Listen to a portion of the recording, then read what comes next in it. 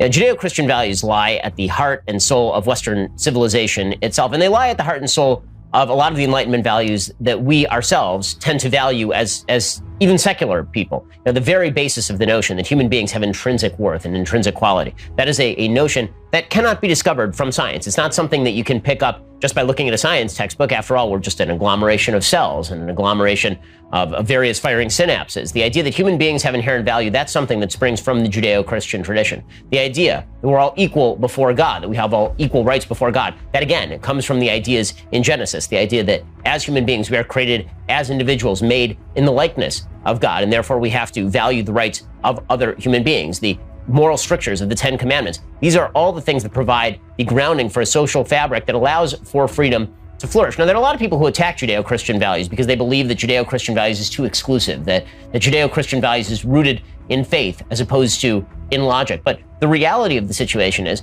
that everybody's moral framework is rooted in certain assumptions. The question of how we are to live a moral life is rife with questions about how we ought to view human beings and their place in the world.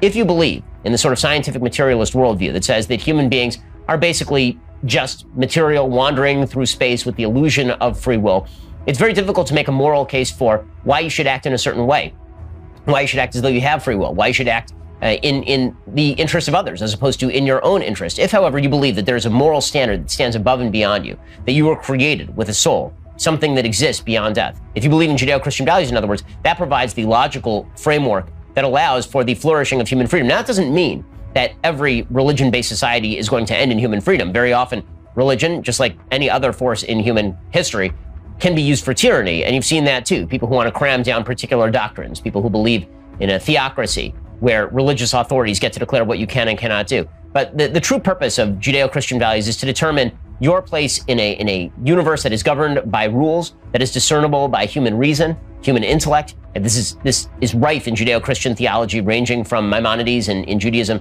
to Aquinas in Catholicism to the great Protestant theologians as well. The fact of the matter remains that if you want to have a free country, you have to have a social fabric that is supported by these moral ideas. This is why the French Revolution was a failure, because the French Revolution tried to create a secular morality without the framework of Judeo-Christian morals. And it turns out that it is very easy to discard the individual in that math. It's incredibly easy to say the individual doesn't matter as much as the collective. This was the logic that was used by Robespierre and, by the way, by Karl Marx. It is easy to say that an alternative moral system in which individuals don't matter as much as the sort of collective will, that individuals ought to be ground to dust. And you saw this under communism, you saw this under fascism. And the values that you believe in, the values of free markets, the values of free exchange and free speech and free thought, the value of being treated as an individual, again, that is rooted in the belief that you were made as an individual by God in God's image. And those values have to be promulgated.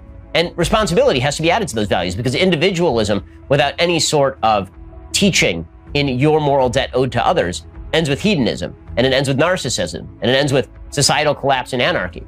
So if you want that balance between responsibility and freedom, if you want the balance between virtue and liberty, you need Judeo-Christian values. One of the saddest things that we've seen in modern society is people rebelling against churches, people saying the church is bad, people actively fighting against church, suggesting the church is the great oppressor, and that as soon as we get rid of church, that things will move in a far better direction. That is obviously untrue. A lot of the collapse in meaning that's taken place in American life, a lot of the violence that we see in our streets, a lot of the suffering that we see is directly implicated in the destruction of churches, in the destruction of synagogues, in the destruction of organized religion, in which so many people found community, faith in their neighbors, a belief that the people who lived around them were good and decent human beings, and thus deserving of the same freedoms that they themselves were worthy of. If you want an overarching government structure cramming down one rule from above, all you have to do is dissolve the social fabric that is rooted in Judeo-Christian values. Alrighty, coming up, you're going to hear me talk about these issues and many more with the late Ravi Zacharias, as well as Michael Shermer, as well as William Lane Craig. I really hope that you enjoy the episode of the Ben Shapiro Show Sunday Special. But first, if you've been waiting to get life insurance, what exactly are you waiting for at this point? With everything going on right now, a lot of people are even asking if it's possible to buy life insurance. The answer, yes, you can indeed buy life insurance, and you should. If you have loved ones depending on your income, you need to. As an insurance marketplace, Policy Genius is in contact with the life insurance companies on their platform every single day. They're keeping track of all the changes in the market so you don't have to, which means they can get you covered quickly and for the best price.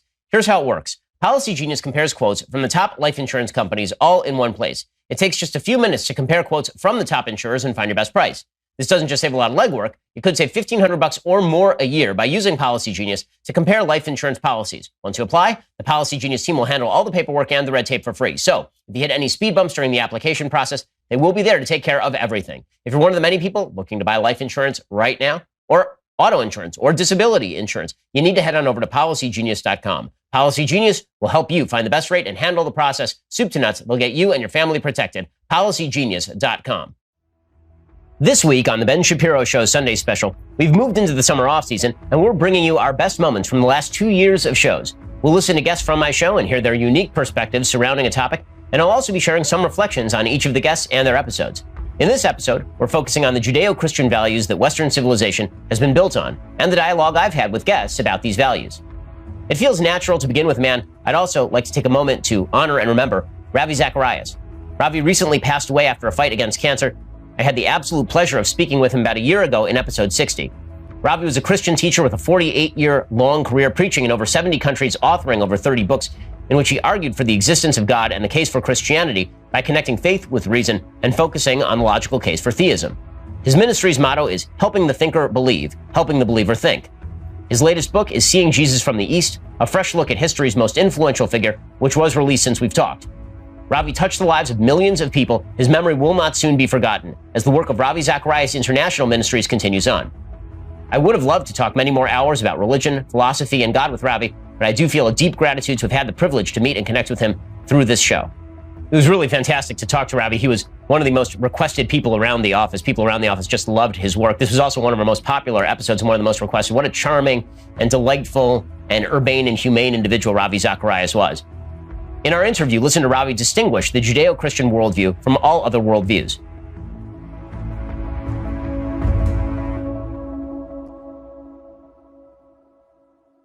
One of the issues that now comes up routinely, and I saw it with my book, I know that you've experienced it as well, is if you mention Judeo-Christian civilization, if you mention Western civilization, there's a whole school of thought out there now that this is effectively just a form of racism, that this is a form of white supremacy, which comes, I think, as an ironic accusation toward both you and toward me. But that attempt to paint even the term Judeo-Christian civilization as inherently exclusive, do you think that reflects any accuracy? In other words, what distinguishes the Judeo-Christian worldview from some of the other religious worldviews? You mentioned early on that when you have debates with folks or discussions with folks who are of other monotheistic faiths, that those tend to be some of the hardest conversations. Where do you think that the Judeo-Christian worldview diverges from some of the other faiths with which you've discussed? I think we're also paying the penalty of our flaws.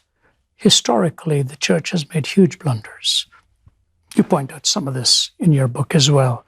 How do we hide from that? What it really showed, and even the way they handled scientific progress at times, which was not well done, it actually ends up proving the depravity of man. It doesn't prove who Jesus is, what the Bible actually teaches, but it proves what we become as human beings when we give to ourselves power over everybody else. So I say, we have to own up our mistakes, but we have no more mistakes made than those who are of a counter perspective. Which are the two most rogue regimes in the world today? If you go back to the 20th century, more people were killed in communist countries than any democratic capitalistic system put together, and you know that well. You put the slaughter of people between China and Russia alone, and then you bring in Vietnam and Cambodia. I was in Vietnam in the 70s, not as a fighter, but as working with the chaplains. I was only in my 20s. I saw what was happening. I was in Vietnam a few weeks ago, and they themselves talk about what is being done to them under this heavily atheistic regime. The fact of the matter is, to point this finger against those of a Judeo-Christian worldview shows a prejudice that is not in keeping with history. Why is it people come to the shores of this country? Okay, I came here when I was 20 years old. Came through legally. Came through going through the hoops. Came through answering questions because we saw some ethical norms here and less corruption in the political process than from whence my brother and I were coming. He was 22 and I was 20.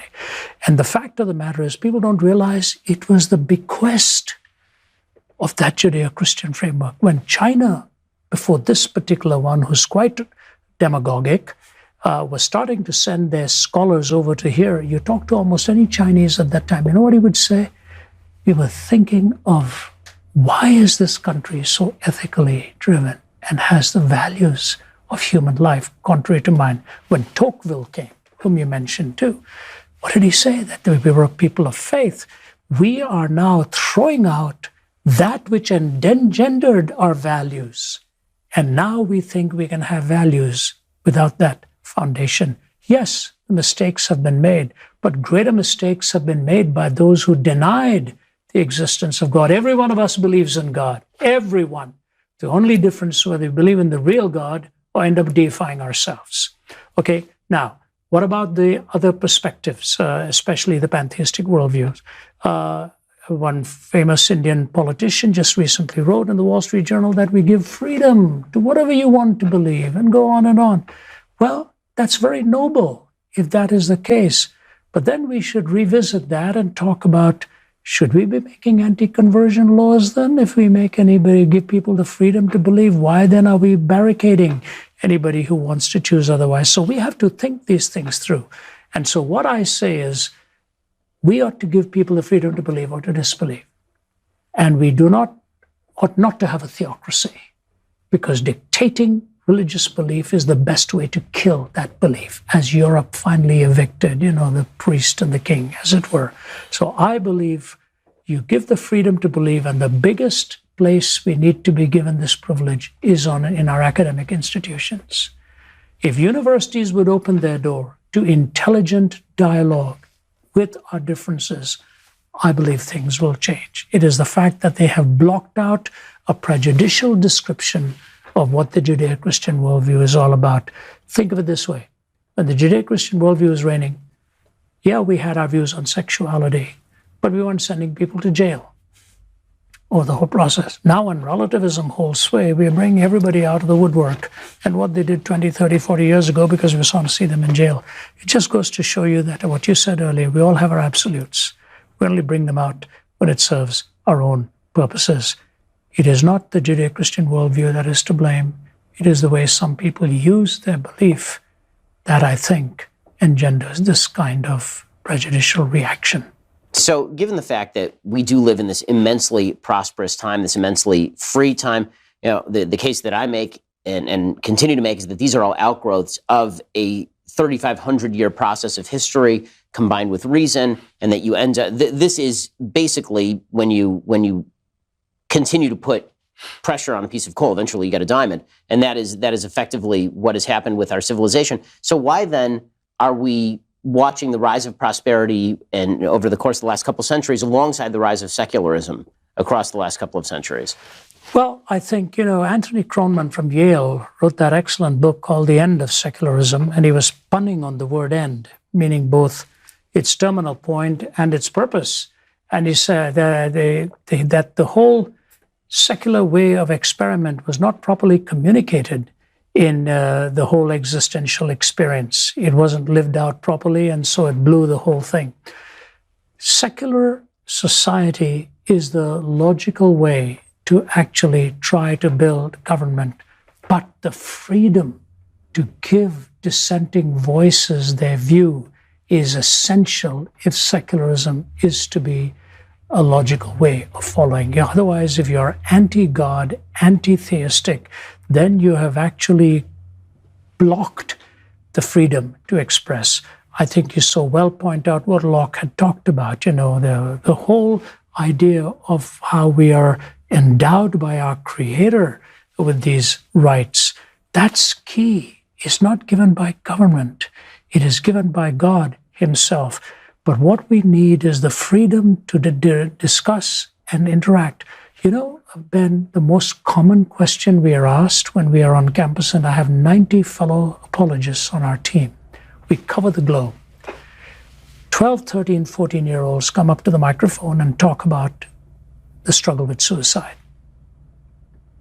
Can somebody here tell me what my life actually means? Why I should keep from taking my life? Secularism doesn't give you the answer, because secularism is born out of the idea of saeculum, just this worldly. But if a secularistic framework becomes to an anti-theistic framework, then it's no longer a legitimate secularism. It is an anti-theistic framework of thinking. And that, to my way of thinking, is not what secularism is all about. We have to have the absence of a theocracy, but the absence of a theocracy doesn't mean the presence of an anti-theistic ocracy of whatever comes in its place. America is a beautiful nation. You're right. We're in the process of destroying it. We're blowing it big time. I came here at the age of 20. I'm 73 now, 53 years later, and I look at what's happening. If our children are to grow up in a country of respect and civility, I believe we have to go back to the values of the Judeo-Christian worldview, which give to us the sacredness of our origin and the sacredness of our relationships and the sacredness of my neighbor's property and the sacredness of time. From everything of value that I am given by God, it's a gift. The past is the past. The future we don't know. The present is rightly called the present because it's a gift. It's given to us right now. This is our moment to defend the worldview of the scriptures and to do it wisely and well. Oh, Ravi Zacharias, it's really an honor for you to be here, and I really appreciate your time, sir. Thank you so much, and Godspeed. God bless. God bless you, Ben. So nice to meet you. Thanks for the freedom. Appreciate it. From episode 6 of the Sunday Special, one of our very first guests was one of my favorites, Michael Shermer. We'll get to his interview in just a moment, but first, it is just a simple fact that if you are not protecting your data online, companies and bad actors are probably going to go after it. I know most of you are probably thinking, why don't you just use incognito mode? Let me tell you something. Incognito mode does not hide your activity. It doesn't matter what mode you use, how many times you clear that browsing history, your ISP can still see every single website you've ever visited. So if you downloaded one of those cheap, free VPNs online, they may be selling exactly the data you are trying to hide. It doesn't matter. If you get your internet from Verizon or Comcast, ISPs in the US can legally sell your information to ad companies. ExpressVPN is an app that reroutes your internet connection through their secure servers so your ISP cannot see the sites you visit. ExpressVPN also keeps all your information secure by encrypting 100% of your data with the most powerful encryption available. Most of the time, I don't even realize I have ExpressVPN on. It runs seamlessly in the background of my computer. It is easy to use. Protect your online activity today with the VPN I trust and is rated #1 by CNET and Wired. Visit my exclusive link, expressvpn.com/Ben. You can get an extra 3 months free on a 1-year package. That's expressvpn.com/Ben. expressvpn.com/Ben, expressvpn.com/Ben to learn more. From episode 6 of the Sunday Special, one of our very first guests was one of my favorites, Michael Shermer. Michael's a friend of mine. He's also founding publisher of Skeptic magazine. That's a publication that examines and questions the latest in scientific thought. He's the host of the Science Salon podcast, and he's a monthly columnist for Scientific American for the last 20 years or so. Since his Sunday Special aired, he has a brand new book, Giving the Devil His Due, Reflections of a Scientific Humanist. He talks about free speech and politics, science and culture. It's definitely worth the read. I definitely appreciate Michael talking about Judeo-Christian values with me as somebody who really gets the importance of morality and individual liberty, but doesn't agree that these things are rooted in Athens and Sinai. Listen to us debate when and how the perspective of the human individual enters history and what morality you can and can't achieve from pure reason alone.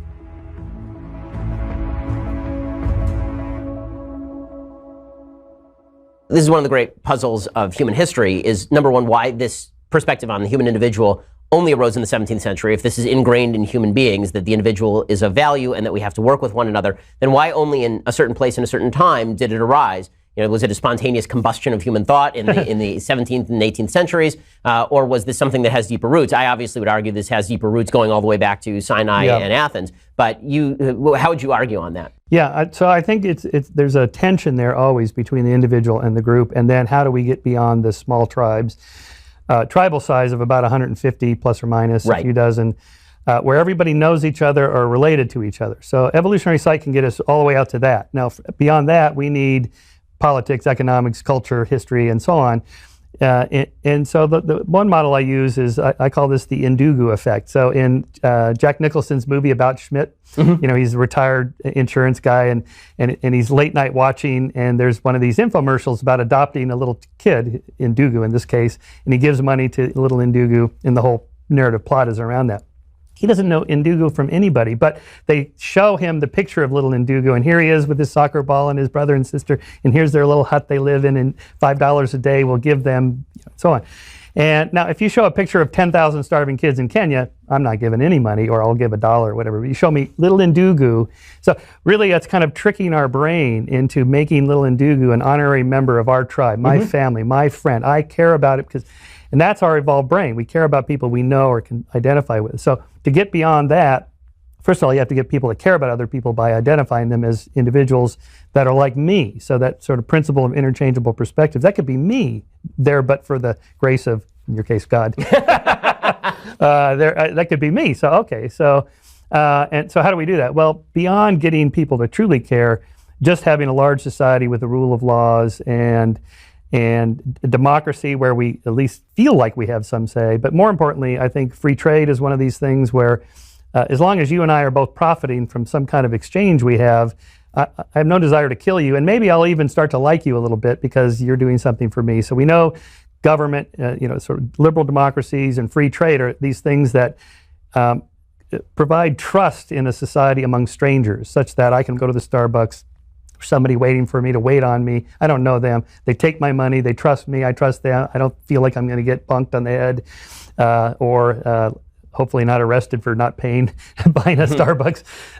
The modern society is based on this idea of trust among strangers, and that requires all these extra add-ons. So here I think of economics and politics as tools, social technologies. Right, so my question still remains, okay, I agree with a lot of your analysis.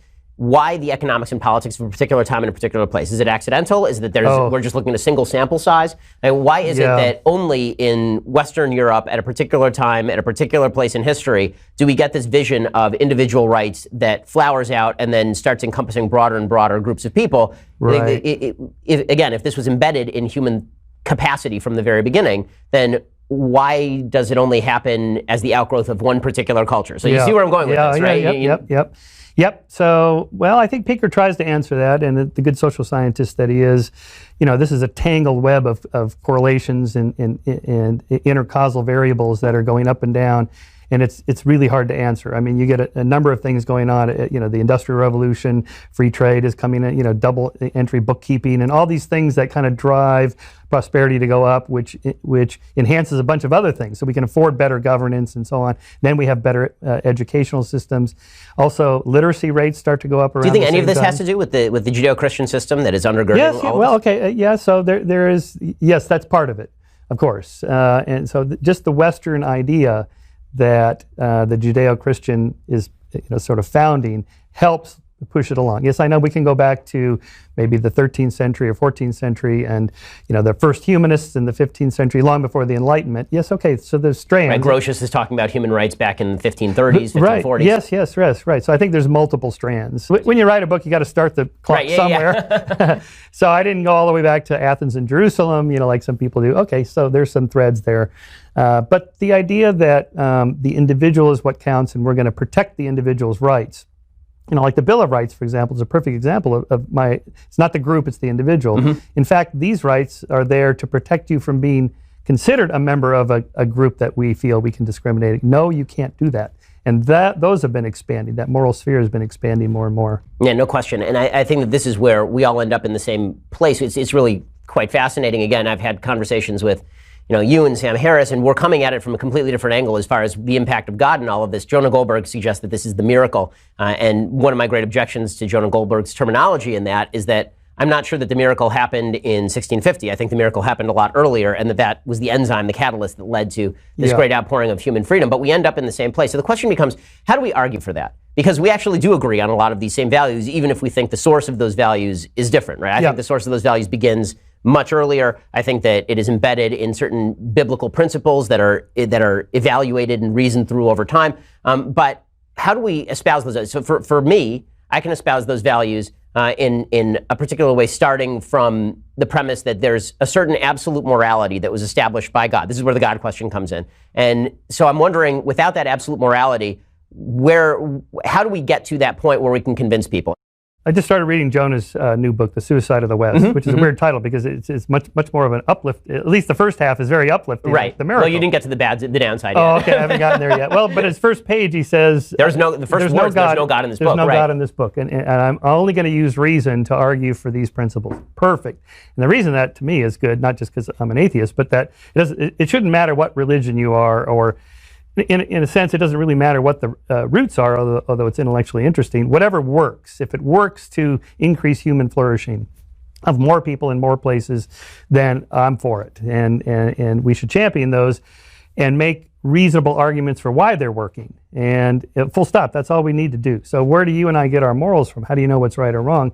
I tend to think we probably both get it from the same place. That is the still small voice within, and then our culture, our parents, our traditions, and so on. But where did those come from? And at some point, if you go back far enough, you're going to, I think, argue there's a supernatural intervention into the system that says this is what's right or wrong. But my question would be, how do you know? Because we know from biblical scholars that the Bible is something of a wiki. It's an edited volume. We know people wrote it down, and you say, well, maybe God inspired their writings or words or something. But if we just take something like, is killing wrong?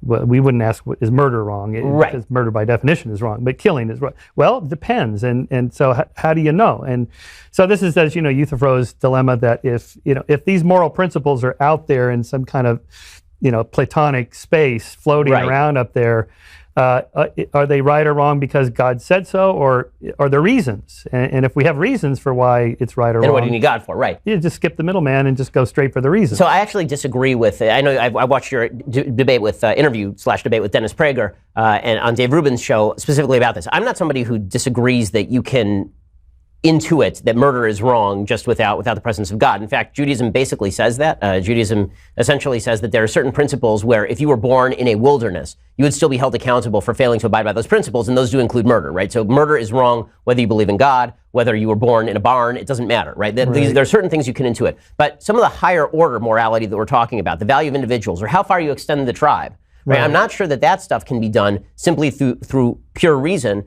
I'm skeptical of that specifically because I think that what we tend to do in the West is we tend to say everything that was good was Enlightenment thinking and everything that was bad was counter-Enlightenment thinking. So this is my criticism of Steven Pinker's new book on the Enlightenment, is that what Steven does is he writes a 450-page book about the Enlightenment and never mentions the French Revolution. Right? He writes a 450-page book about the Enlightenment and he never recognizes that Rousseau was a member of the Enlightenment caste. He didn't call himself counter-Enlightenment. That the French Revolution was happening at the same time as the American Revolution, essentially, in the broad scheme of things. That there's a whole line of thought, including communism and Nazism, that considered itself uber-rational. Right? If you actually look back to the foundations of Marx is talking about imposing the reason of humanity on the economic system as a whole. So pure reason, I'm not sure can get you there, is the argument that I'm making. Yeah.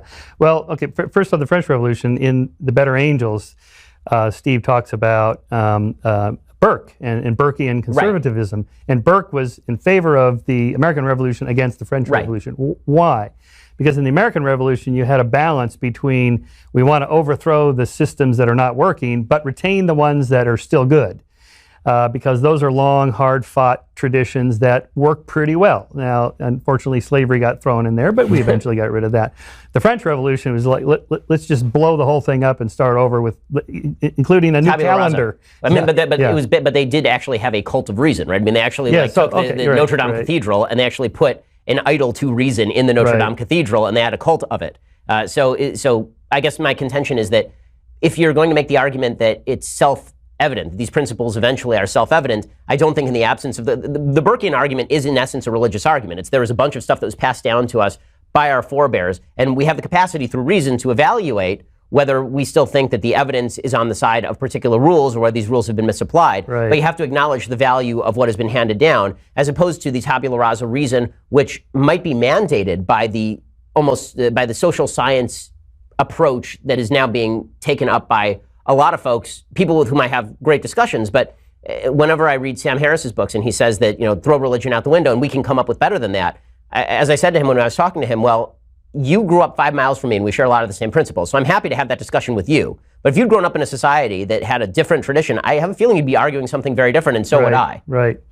Okay, so two things. One, I think Pinker makes the point that most of these are counter-Enlightenment romanticist traditions, blood and soil of the Nazis, for example, that it's the, the race that counts and so on.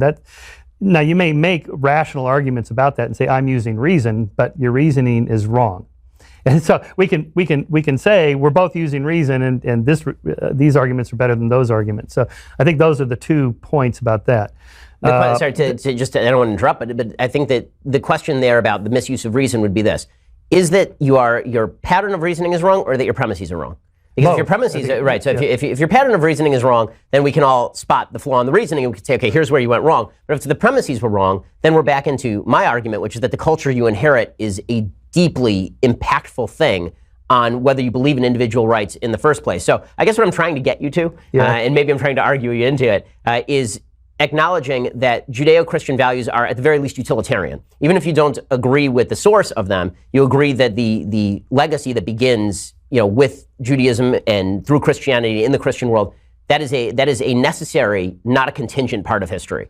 Maybe, but how do you deal with then all the bad side of the Judeo-Christian tradition before the Enlightenment? Right. The Inquisition, the witch hunts. So the way that I deal with that is what I say is that the Bible was given to a specific group of people. If I were to give you a written document right now, I'd have to speak the language that you and I were speaking. I couldn't use terminology that you didn't know. I couldn't give you rules that were so deeply radical that they would run counter to anything that you could possibly believe. So, for example, when Maimonides talks about sacrifices, these animal sacrifices that seem really barbaric to us now, what Maimonides is arguing in the 12th century is CE, right, about a document written presumably by Jewish tradition 2,000 years earlier, is he's arguing that if you're going to try and convince people away from sacrifice, you have to first change the nature of the sacrifice. You can't just abolish something that people think is completely dependent and necessary. And then over the course of time, there are certain parts of the Bible that speak to eternal human nature, right? So, for example, this is what Judaism and Christianity would say is true about sexual matters, is that human beings are the same regardless of where they are. They always have the same sexual nature. That is unchanging.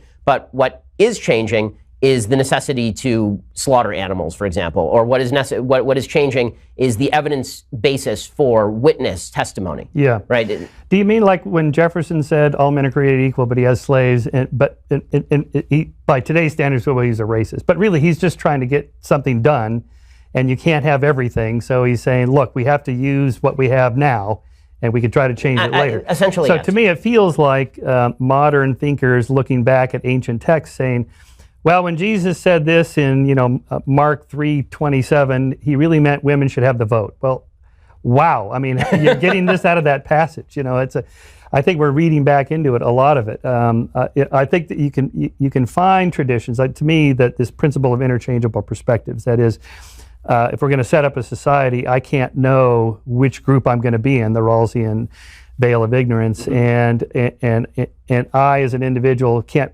convince you to treat me nice just because I'm me and you're not me, and I have a privileged position just because I'm me. No. So the golden rule is really that, and it's metallic derivatives, as Pinker calls them, and I like that idea because I think that is basic. That's the basis of that is in this kind of evolutionary model of my selfish genes drive me to just want to hoard all the resources, but you're making the same calculation, so we have to come to kind of some agreement. One way to do that is for me to put myself in your position. How would I feel if I were Ben and I was doing this to him? Well, okay, I would feel bad.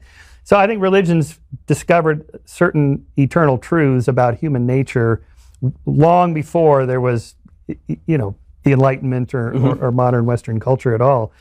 I don't know how that, maybe by accident or just trial and error, at some point you're going to figure out. Or maybe.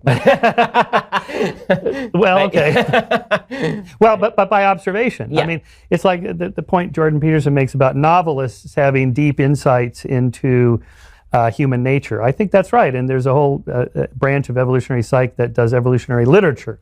Like when Shakespeare or Jane Austen write about their characters, they're really getting it right about how people behave, their sexual nature, power structures, hierarchy, the kinds of things that drive conflict in human relationships. They figured it out long before there was anything even called psychology. How did they do that? By observing, by paying attention. So I do think religions get it right a lot of the time just because they're 4,000 years of observations that get written down. And then what we do is go back and pick and choose the ones that seem right, and the other ones like capital punishment for, X, Y, and Z. We don't practice that anymore. We've rejected those. We accept these based on what? Based on modern standards. Like, these are good arguments, so we'll use those and emphasize those to the flock. Okay, good. That's fine. Finally, I had the pleasure of speaking to Dr. William Lane Craig in our 50th episode. Dr. Craig is a professor, philosopher, theologian. He's written over 30 books, including the bestseller On Guard, Defending Your Faith with Reason and Precision. These books are really fascinating, really compelling investigations of the conflicts and the confluence between faith and reason. Check out his books and also check out his podcast, Reasonable Faith, where he covers apologetics. Like me, Dr. Craig spends a lot of time speaking on college campuses. He also frequently debates atheists on the existence of God. So I've actually read a lot of Dr. William Lane Craig's work, and he is a really interesting human being just on a very personal level, has a really interesting story, and really a creative thinker. He sort of picks the apples off the tree. It's fascinating to talk with him. You can listen to us discuss how Christianity seems to be losing its place as a cultural influence in the United States, where this supposed gap between reason and faith came from, and how to defend biblical thinking from critics who say it's backwards.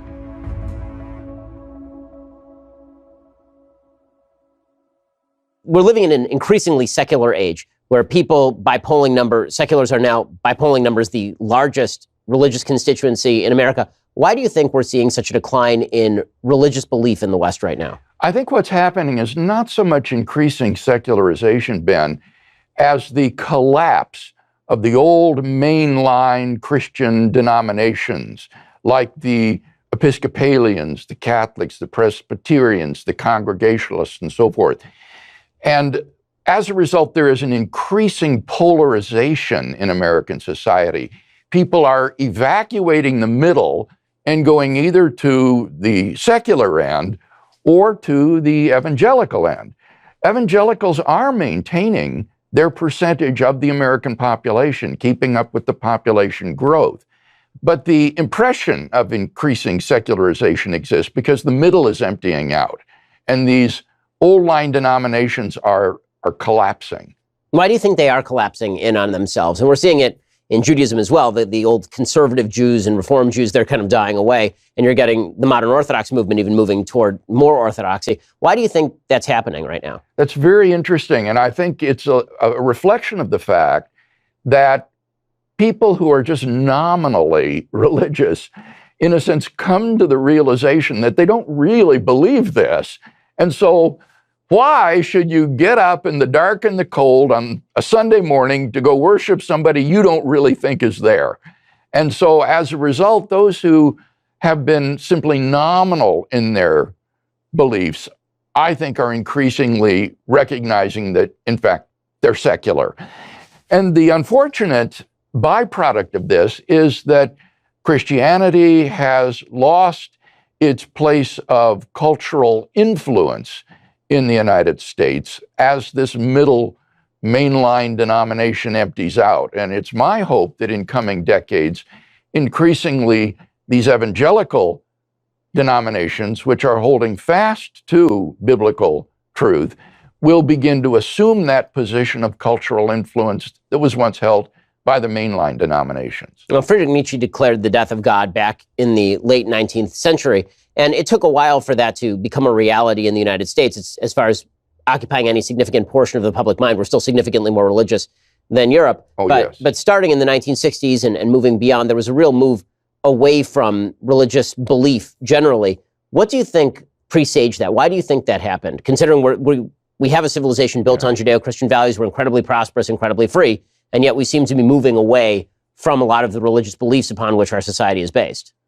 Well, I think in Europe and in Canada, it's the lingering shadow of the Enlightenment that swept away the church along with the monarchy, because these two were aligned, and resulted in a deep disaffection with Christianity, which was seen to be aligned with the old order. In the United States, I think it's hard to underestimate the influence of the Vietnam War. That war tore this culture in two and resulted, I think, in the alienation of many, many young people from the values and the beliefs of their elders. And I suspect we're still living with the results of that. You know, there's sort of a mainstream discomfort with religion that we see these days. Religious believers are seen as sort of anachronistic. If you say that you believe in the Bible or the God of the Bible, then you're seen as somewhat of a fool these days. As somebody who speaks on college campuses a lot, and I speak in purely secular forms about politics, whenever I am asked about religion, it's always phrased in a sense of derision or condescension. Why would you believe all that old stuff? Well, your work has been based on the idea that faith is in fact backed by reason, yes, and that the presence of God is a reasonable assumption to make about the universe. Why do you think that first of all, there's that gap that occurred, that breach that occurred between reason and faith, the two were considered to be mutual buttressing and supportive of one another for centuries? What presaged that gap? Well, I do think that this is confined to certain disciplines at the university, particularly the soft sciences and the social sciences. Those who were disaffected by the Vietnam War and the Cultural Revolution went into anthropology, sociology, women's studies, literature, religious studies, and so forth. But in the hard sciences, and in my discipline, philosophy, I think, frankly, there's a renaissance of theistic belief. And there is a virtual revolution going on in Anglo-American philosophy right now, where Christian philosophers represent a significant and respected voice in the philosophical community. So I find there's tremendous interest on university campuses in these topics. When I debate a secularist on our university campuses, we will have hundreds and sometimes thousands of students attend these debates. And the discussions are always rational, respectful, deliberative. And so my experience is that there is tremendous interest in our culture and in the university age group in hearing a rational, fair discussion of issues related to religious belief. Well, one of the things I think that's happened in the religious community is you see people who are brought up in religious homes and they're taught the stories of the Bible. They're never taught any deeper philosophy or theology that attaches to that. So they have sort of a children's eyes view of what God is and how to think about God. You sort of think of God still as the old man in the sky who's controlling Yes. things. What in your opinion is the most reasonable proof of God? What have you found to be the most convincing proof of God's existence? Well, I think that those are two questions. For me, my favorite argument for the existence of God that I find the most compelling is a version of the cosmological argument, which goes like this. Whatever begins to exist has a cause. Something can't just come into being from nothing. Secondly, the universe began to exist. I think we have both good philosophical arguments and scientific evidence for the finitude of the past, from which it follows, third, therefore the universe has a cause. And when you do a conceptual analysis of what it is to be a cause of the universe, you arrive at a being which is an uncaused, beginningless, timeless, spaceless, enormously powerful personal creator of the universe. So for me, that is a very convincing argument for God. But I find that with university students, that's not the most convincing argument. You can ignore philosophical arguments for the finitude of the past or scientific evidence for the beginning of the universe. But the argument that they find, I think, the most compelling is what I call the moral argument. And it would go like this. One, if God does not exist, then objective moral values and duties do not exist. That is to say, in the absence of God, everything becomes socioculturally relative. Two, but objective moral values and duties do exist. There are some moral absolutes, some objective values and duties. Three, therefore, God exists. Now, this is an argument which is impossible, I think, to ignore, because every day you get up, you answer by how you treat other people, whether you regard them as having intrinsic moral value or whether they are mere means to be used for your ends. And so this argument, I find, tends to be the most convincing for people. The other argument that is brought up an enormous amount is the supposed backwardness of the Bible itself and biblical morality. This happens largely with regard to, for example, homosexual marriage. It's been brought up with regard to abortion, which I think is more, again, easily disposable, because I think there's a solid secular argument in favor of the protection of human life. But homosexual marriage is the one that most often comes up. You also hear arguments that the Bible permits slavery. So if the Bible is so wonderful, then why are there all these weird sections of the Bible where it talks about wiping peoples from the earth, where it talks about enslaving other human beings? Some things that we would certainly consider moral evils today are contemplated by the Bible and not banned by the Bible. So why is that? Well, let me address briefly first this question of slavery. When we hear the word slavery, Ben, we think of slavery as it existed in the American South. And as you know, that is nothing like the system that existed in ancient Israel. In ancient Israel, there was no social safety net sponsored by the state. There was no poverty program. So if a man got himself into a situation where he couldn't pay his debts, he could keep his family together and retain his self-respect by selling himself as an indentured servant to his creditor until he could work off his debts, and then he would have to be set free. After 7 years, he had to be set free in any case. So this was really a form of indentured servanthood. It wasn't slavery as we think of that term. This was actually an anti-poverty program. And in some respects, I think it's better than what we have in modern Western culture, which destroys families, ruins people's self-respect because they're not working. Whereas in ancient Israel, a man retained his self-respect, he worked for an income, he paid his debts, he kept his family together, and that, to call that slavery is just a gross misrepresentation. Now, the first thing you mentioned, I've forgotten. Homosexual marriage, same-sex marriage. With respect to some of these other moral questions,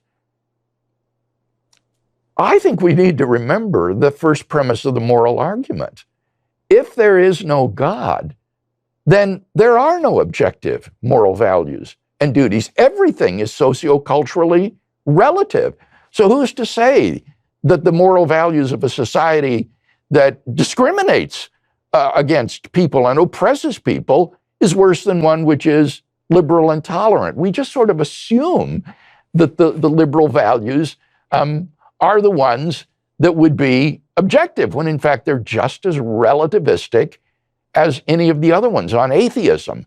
So if we need God to be the anchor point for objective moral values and duties, we cannot escape the question, when thinking of moral right and wrong, well, what does God think of this? And if God proscribes something, it seems to me that's entirely within his right. If God were to say, thou shalt not eat beans, or thou shalt not eat pork, that would be our moral duty, and we should obey it. That is his prerogative as the moral lawgiver and the supreme good. And so if God says, my plan for human sexuality is heterosexual marriage, that's his prerogative. And there is no basis for calling that, I think, into question. So let's talk about the evolution of morality. And I want to go back to slavery for just a second. So it is true that Hebrew enslavement, that Jewish enslavement of others is really more indentured servitude. I mean, there's a whole section in, I believe it's Numbers or Leviticus, I think it's Leviticus maybe, where it speaks to specifically about the slave who doesn't want to leave, and you're supposed to pierce his ear on the doorpost as a punishment for him not wanting to leave and all of this.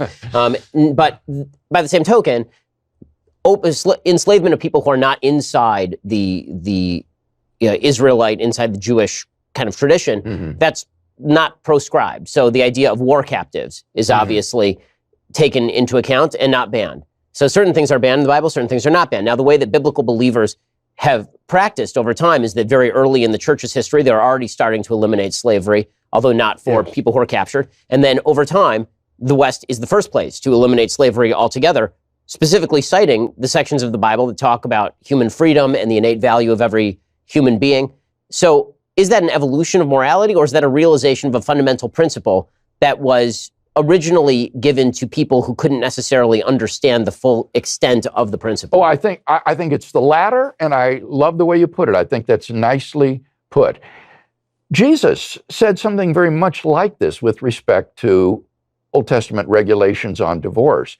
They asked him whether or not it was lawful to divorce a woman for any reason, and Jesus said, Moses allowed you to write a certificate of divorce, but it was not so from the beginning. And he cites then the creation story of Genesis of Adam and Eve and said, what God has put together, and let not man put asunder.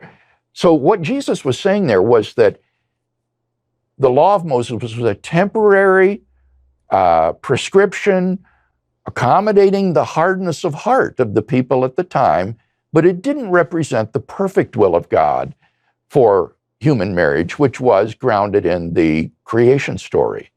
So how exactly do we determine when we have moved beyond the biblical text in terms of the evolution of that morality? When are we fulfilling a broader goal that was kind of held back by temporary constraints?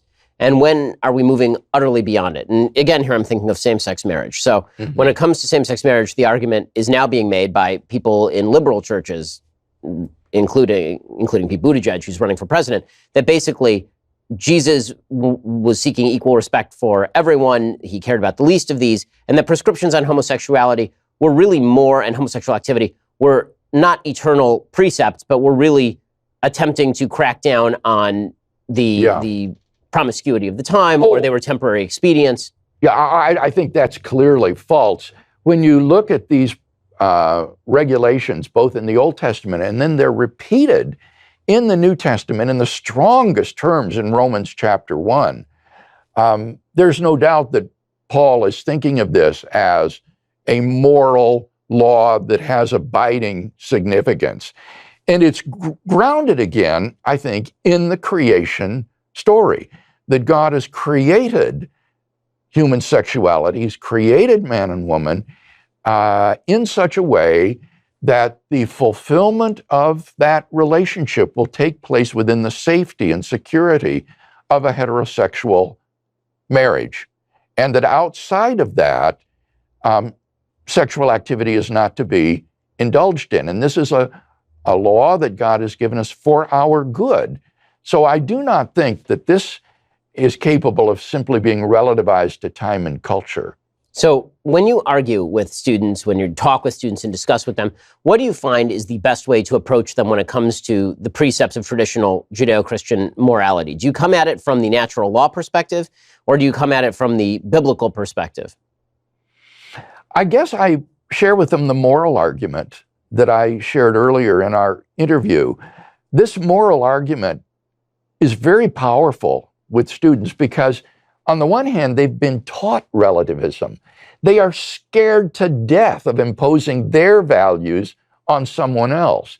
So it seems right to them that if God does not exist, that objective moral values don't exist. They think they're subjective, person-dependent, and relative. But then secondly, the premise also seems true to them that objective moral values do exist. They think it's objectively wrong to impose your moral values on someone else. And the values of tolerance, open-mindedness, and love have been deeply ingrained to them. And so they believe both of the premises, but have just never connected the dots to see what logically follows from it. And this can lead to some bizarre conversations. I remember with one fellow, when we would talk about premise 1, he would agree with it and deny 2. So when we talk about premise 2, he'd agree with that and then deny 1. And so we went back and forth with this poor fellow flailing to try to escape the logical conclusions of what he himself believed. So I find approaching it through this moral argument is the best way. One of the things that's been fascinating to watch is people broadly accepting the efficacy of the precepts of religion without accepting the underlying truth of religion. So here I would point to my friend Jordan Peterson, who talks a lot about the practices of basically what our religious practices, the idea of make your room, do the moral thing, duty. But he doesn't talk in specifically religious terms. He speaks in Jungian terms. He talks about the idea of deeper precepts that are embedded in myth, which is really embedded in the human psyche. he doesn't make the kind of truth of religion argument. He instead makes the, if you want to get ahead, you're going to have to do this stuff argument. If you want to be happy, you're going to have to do this stuff argument. And that has tremendous cultural appeal. Do you think that that is beneficial? Do you think that that is enough? How far do you think that goes? I think it's beneficial, but it's not enough. When I had a dialogue in Toronto last year with Jordan Peterson, rather than attack his position, what I tried to do was to be invitational and say, look, you and I both affirm the objectivity of moral values and meaning in life. I want to offer you something. I want to offer you a grounding for those values that we both hold dear. Because for him, as you say, Ben, they're just sort of floating in the air. They don't have any metaphysical ground in his worldview. So he's got the right values and meaning by and large, but he has no basis for them. And I'm still hopeful that he will come to embrace God as an objective, metaphysical reality who will provide a basis for those values and meaning in life. Thanks for joining us this week, gang, in our discussion about Judeo-Christian values. Leave us a note in the comments and let us know which topics you'd like to see us cover in our future reviews of the Sunday specials. We always appreciate you listening. Thanks so much for joining us.